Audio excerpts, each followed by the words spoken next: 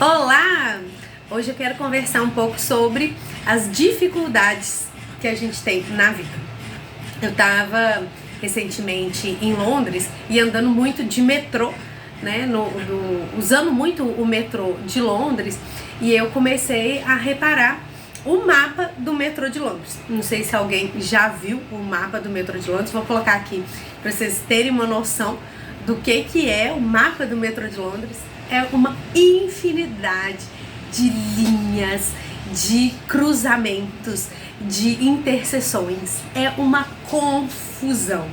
Cada linha do metrô é diferenciada por uma cor, né? Então, cada sentido do metrô é uma cor, mas as linhas, essas cores, elas vão se misturando e criam esse emaranhado de linhas e confusas, né?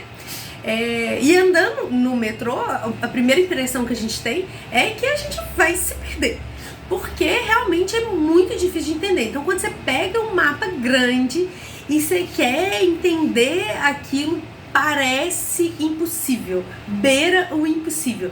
Mas por quê que beira o impossível? Porque estão todas as linhas juntas num único papel. E em cada linha tem vários pontinhos, né, que indicam as estações que o metrô para, que aquela linha para, e em algumas estações mais de uma linha para. Ou seja, no desenho ele fica um nozinho ali, dando nó na cabeça da gente mesmo, né? Gerando essa confusão. E como o mapa do metrô ele não é sobreposto ao mapa da cidade, aliás, isso é até visualmente falando uma coisa boa, né? Porque você vê só as linhas do metrô. O que complica não ter a projeção da cidade é que você não sabe exatamente onde estão as coisas. Porque quando a gente vê o mapa de uma cidade, a gente sabe que bairro que está na porção leste, que bairro está na porção oeste, né? Qual bairro é próximo de qual bairro. A gente consegue fazer essas associações que a gente tem da vivência na cidade, né? A gente consegue fazer essas associações pelo mapa, pelo desenho da cidade. Mas no mapa do metrô não aparece a cidade, não aparecem os bairros, não aparecem os limites. No metrô de Londres, no máximo aparecem as zonas, né? Então tem a zona 1, que é a região central, mais turística, depois zona 2, zona 3, que vão se distanciando do centro, né? Quanto maior o número, mais distante do centro. E outra coisa é que nesse mapa do metrô, ele não tem escala. Então, não dá bem pra gente fazer essa associação se a distância de uma estação para outra é grande, é pequena. A gente não, visualmente, mentalmente, não faz parte do nosso rotineiro, né? Então, por isso que dá nó.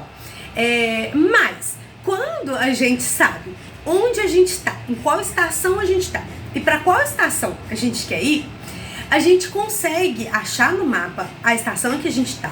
A gente consegue achar no mapa a estação que a gente quer ir. E a gente consegue ver quais cores de linhas passam em cada uma dessa estação. E aí a gente consegue saber se na estação que eu tô, a linha do metrô na cor que eu tô, vamos supor uma cor vermelha, passa na estação que eu tô. Se essa linha vermelha também passa pela estação que eu quero ir. Então a gente consegue ter essa clareza pelo mapa do metrô. Além disso, se não passa, a gente consegue saber quais cores vão passar na estação que eu quero ir. E a gente consegue ver onde essas linhas, né, de cores diferentes se cruzam, que aí eu vou ter que fazer baldeação, vou ter que fazer essa conexão.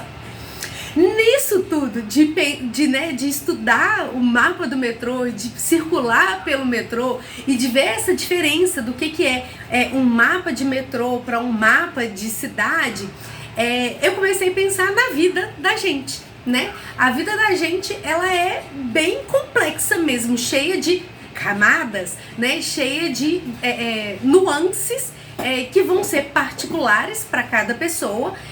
Cada pessoa tem as suas particularidades da sua vida, mas e que tudo parece muito confuso. Mas quando a gente sabe onde a gente está na vida da gente, e para onde a gente quer ir na vida da gente, a gente consegue saber qual a linha que a gente tem que seguir. E se em determinado momento vai ser necessário fazer uma troca de linha, fazer uma baldeação pra gente mudar a direção para chegar no ponto onde a gente quer. Então, em vários momentos da vida da gente, a gente passa por essas interseções. Então, eu mesmo, né? Quando defini a primeira linha da minha vida, eu fiz o curso de arquitetura, queria ser arquiteta, urbanista e trabalhar com planejamento de favela. Né? Essa foi a primeira linha que eu criei. Chegou um determinado momento que eu estava caminhando nessa linha, eu percebi que o destino final já não estava muito me agradando, não era exatamente aquele destino final que eu queria. Eu comecei a pensar num outro destino. E para chegar nesse outro destino, o que eu precisava? Que caminho que eu precisava seguir? O que eu precisava aprender? O que eu precisava estudar? Que ações que eu precisava tomar? Quanto que eu precisaria investir, né, para chegar naquele ponto? E quando eu falo investir financeiramente, mas investir de tempo, investir de dedicação também, né? E aí, a partir desse momento em que eu decidi que eu queria mudar a estação final e eu preciso entender qual caminho ou quais caminhos, quais linhas eu vou precisar usar para chegar nesse caminho. E se no meio do caminho acontecer de querer mudar de linha, de mudar de estação final de novo, é só trocar a linha, né? É só ir fazendo esses ajustes, essas baldeações, mas para isso a gente precisa saber onde que as linhas se interconectam, em qual estação que eu preciso descer para pegar a próxima linha, qual é o momento certo, né, de a gente fazer essas transições. Aliás, eu costumo pensar que o momento certo é o momento que a gente decide, né, mas essa decisão, ela precisa ser forte, precisa ser consciente e precisa ser pautada no destino que eu quero chegar. Não adianta eu descer em qualquer estação, porque eu não vou chegar no meu destino final. E também não adianta eu simplesmente pegar o metrô se eu não souber para qual estação eu quero ir.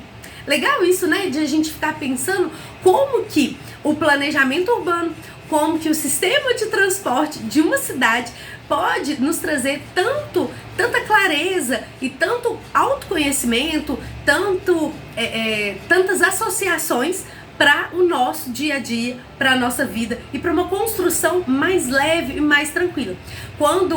Só para finalizar, né? Quando eu vejo hoje o mapa do metrô de Londres e que eu consigo entender que cada cor é uma linha e que cada pontinho de estação